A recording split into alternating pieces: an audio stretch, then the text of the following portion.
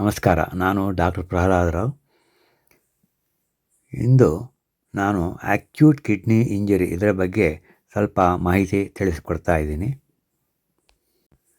ಏನಿದೆ acute kidney injury ಅಥವಾ acute kidney disease ಅಂದರೆ, ಈ ಕಿಡ್ನಿ ಫಂಕ್ಷನ್ ಸಡನ್ನಾಗಿ ಒಂದು ಗಂಟೆಗಳಲ್ಲಿ ಅಥವಾ ಒಂದೆರಡು ದಿನಗಳಲ್ಲೇ ಅದರ ಫಂಕ್ಷನ್ ಕಮ್ಮಿಯಾಗಿ ಕ್ರಿಯಾಟಿನ್ ಲೆವೆಲ್ ಸಿಕ್ಕಾಪಟ್ಟೆ ಜಾಸ್ತಿ ಆಗುತ್ತೆ, ಯೂರಿನ್ ಔಟ್ಪುಟ್ ಕಮ್ಮಿ ಆಗುತ್ತೆ. ಇದಕ್ಕೆ ನಾನಾ ಕಾರಣಗಳಿದೆ. ಡಿಹೈಡ್ರೇಷನ್ ಒಂದು, ಇದು ಸಡನ್ನಾಗಿ ಸಿಕ್ಕಾಪಟ್ಟೆ ವಾಂತಿ ಭೇದಿಯಾಗಿ ಡಿಹೈಡ್ರೇಷನ್ ಆಗ್ಬೋದು, ಅಥವಾ ಬ್ಲಡ್ ಲಾಸ್ ಆಗಿರ್ಬೋದು, ಆಕ್ಸಿಡೆಂಟ್ ಆಗಿ ಅಥವಾ ಯಾವುದೋ ಸಿಕ್ಕಾಪಟ್ಟೆ ಇಂಟರ್ನಲ್ ಬ್ಲೀಡಿಂಗ್ ಆಗ್ಬೋದು.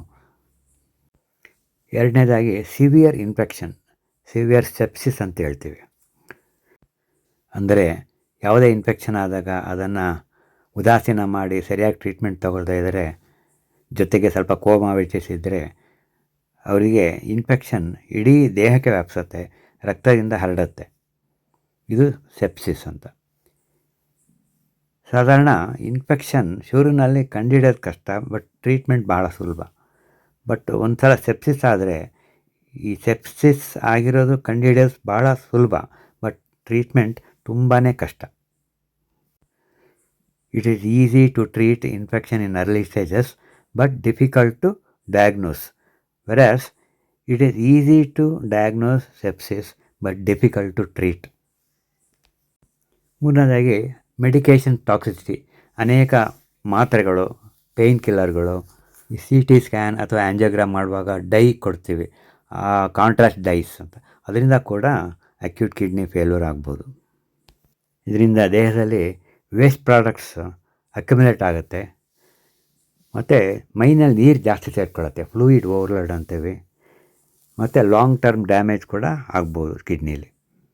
ಈ ಅಕ್ಯೂಟ್ ಕಿಡ್ನಿ ಡ್ಯಾಮೇಜನ್ನು ಆಗಲಿಕ್ಕೆ ಕಾರಣಗಳನ್ನು ನಾವು 3 ಥರ ವಿಂಗಡಣೆ ಮಾಡ್ತೀವಿ.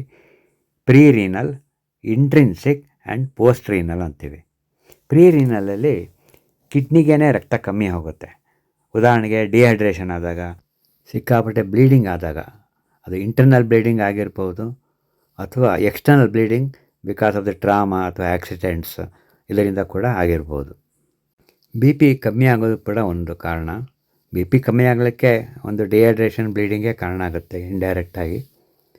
ಮತ್ತು ಹಾರ್ಟ್ ಫೇಲ್ಸ್ ಟು ಪಂಪ್, ಅಲ್ಲಿ ಕೂಡ ಫ್ಲೂಯಿಡ್ ಓವರ್ಲೋಡ್ ಆಗುತ್ತೆ.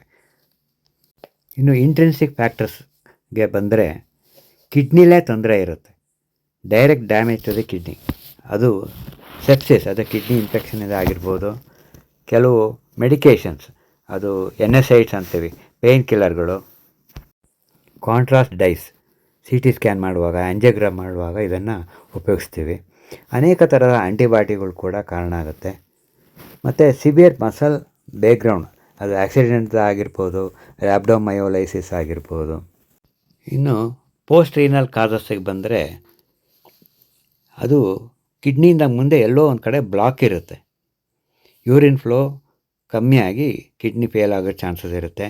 ಉದಾಹರಣೆಗೆ ಕಿಡ್ನಿ ಸ್ಟೋನ್ಸ್ ಆಗಿರ್ಬೋದು, ಪ್ರಾಸ್ಟೇಟ್ ಗ್ಲ್ಯಾಂಡ್ ಎನ್ಲಾರ್ಜ್ ಆಗಿ ಅಲ್ಲೂ ಕೂಡ ಬ್ಲಾಕ್ ಆಗಿರ್ಬೋದು, ಅಥವಾ ಅನೇಕ ಥರ ಟ್ಯೂಮರ್ಸ್ ಅಂದರೆ ಕ್ಯಾನ್ಸರ್ ಗಡ್ಡೆಗಳಾಗಿರ್ಬೋದು. ಇದು ಯಾವಾಗ ಹೆಚ್ಚಾಗುತ್ತೆ? ರಿಸ್ಕ್ ಫ್ಯಾಕ್ಟರ್ ಏನು? ಒಂದು, ವಯಸ್ಸಾಗೋದೇ ರಿಸ್ಕ್ ಫ್ಯಾಕ್ಟರ್, ಅಡ್ವಾನ್ಸ್ಡ್ ಏಜ್. ಮತ್ತು ಕಿಡ್ನಿ ಪ್ರಾಬ್ಲಮ್ ಮುಂಚೆನೇ ಏನಾದ್ರು ಸ್ವಲ್ಪ ಇದ್ದಿದ್ರೆ, diabetes, high BP, heart failure, ಎಷ್ಟೋ ಸಲ ICU ಹಾಸ್ಪಿಟಲೈಸೇಷನ್ನೇ ಕಾರಣ ಆಗ್ಬೋದು. ಈ ಕಿಡ್ನಿ ಫೇಲ್ ಆದಾಗ ಏನು ಸಿಮ್ಟಮ್ಸ್ ಇರುತ್ತೆ? ಇನ್ನು ಮೈಲ್ಡ್ ಕೇಸಲ್ಲಿ ಯಾವುದೇ ಥರ ಸಿಮ್ಟಮ್ಸ್ ಕಾಣಿಸಲ್ಲ. ಇನ್ನು ಅಡ್ವಾನ್ಸ್ ಕೇಸಲ್ಲಿ ಮೈಯಲ್ಲಿರೋ ನೀರು ಸರಿಯಾಗಿ ಹೊರಗೆ ಹೋಗದಾಗ ಆ ನೀರು ಬಾಡಿಲೇ ಶೇಖರಣೆ ಆಗುತ್ತೆ, ಇದರಿಂದ ಕಾಲು, ಆ್ಯಂಕಲ್ ಜಾಯಿಂಟೆಲ್ಲ ಊದ್ಕೊಳ್ಳುತ್ತೆ, ಫ್ಲೂಯಿಡ್ ಓವರ್ಲೋಡ್ ಅಂತ ಹೇಳ್ತೀವಿ. ಈ ಫ್ಲೂಯಿಡ್ ಓವರ್ಲೋಡ್ ಆದಾಗ ಶ್ವಾಸಕೋಶದಲ್ಲೂ ಸ್ವಲ್ಪ ಮಟ್ಟಿಗೆ ಕಂಜೆಷನ್ ಇದ್ದು ಓಡಾಡುವಾಗ ಮೇಲ್ಮೇಲೆ ಉಸಿರು ಬರುತ್ತೆ, ಶಾರ್ಟ್ನೆಸ್ ಆಫ್ ಬ್ರೀತ್, ತುಂಬ ವೀಕ್ನೆಸ್ ಅನ್ನಿಸ್ಬೋದು, ಆಯಾಸ ಆಗ್ಬೋದು, ಮೆಂಟಲ್ ಕನ್ಫ್ಯೂಷನ್ ಕೂಡ ಇರುತ್ತೆ, ವಾಕರಿಕೆ, ವಾಂತಿ, ಎದೆ ನೋವು, ಎದೆಯಲ್ಲಿ ಒತ್ತಡ, ಏನೋ ಬಿಗಿತ ಬರ್ಬೋದು. ಈ ಥರ ಸಿಮ್ಟಮ್ಸ್ ಬಂದರೆ, ಅದರಲ್ಲೂ ಬಿ ಪಿ ಶುಗರ್ ಇದ್ದವರು, ತುಂಬ ವಯಸ್ಸಾದವರು, ಹಾರ್ಟ್ ಫೇಲ್ಯೂರು ಅಥವಾ ಕಿಡ್ನಿ ಪ್ರಾಬ್ಲಮ್ ಮುಂಚೆನೇ ಇದ್ದರೆ, ಕಿಡ್ನಿ ಸ್ಟೋನ್ ಇರೋರು, ಪ್ರಾಸ್ಟೇಟ್ ಗ್ಲ್ಯಾಂಡ್ ಎನ್ಲಾರ್ಜ್ ಆದವರು ತಕ್ಷಣ ತಮ್ಮ ಹತ್ತಿರ ಇರುವ ವೈದ್ಯರ ಹತ್ರ ತೋರಿಸ್ಕೋಬೇಕು. ತಕ್ಷಣ ಟ್ರೀಟ್ಮೆಂಟ್ ತಗೊಂಡಾಗ ಈ ಅಕ್ಯೂಟ್ ಕಿಡ್ನಿ ಡಿಸೀಸ್ ಅಥವಾ ಅಕ್ಯೂಟ್ ಕಿಡ್ನಿ ಫೇಲ್ಯೂರ್ ಇದೆಯಲ್ಲ, ಇದು ರಿವರ್ಸ್ ಕೂಡ ಆಗುತ್ತೆ. ನಮಸ್ಕಾರ.